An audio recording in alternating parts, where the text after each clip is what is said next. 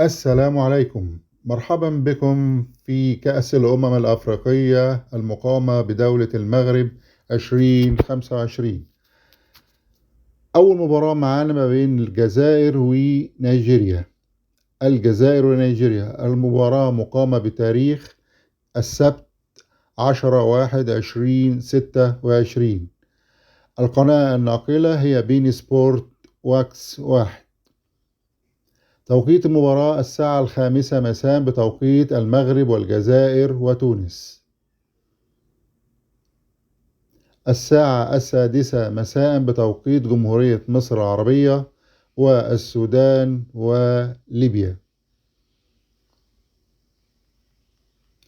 الساعة 7 مساء بتوقيت مكة المكرمة والعراق وفلسطين.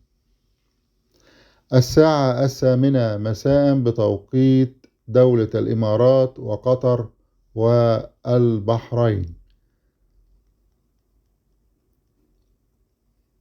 حظ موفق للفريقين، ونتمنى الفوز الفريق الجزائري في كأس الأمم الأفريقية. تاني مباراة معانا في كأس الأمم الأفريقية المقامة يوم السبت الموافق 10/1/2026 هتكون ما بين مصر وكوت ديفوار.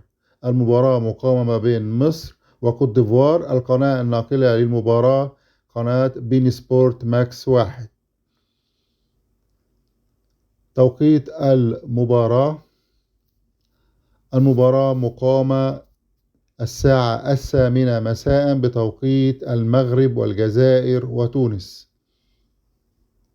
9 مساء بتوقيت جمهورية مصر العربية والسودان وليبيا.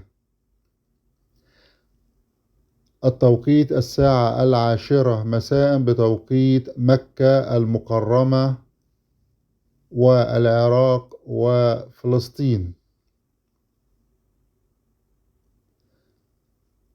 الساعة 11 بتوقيت دولة الإمارات والعراق وقطر والبحرين.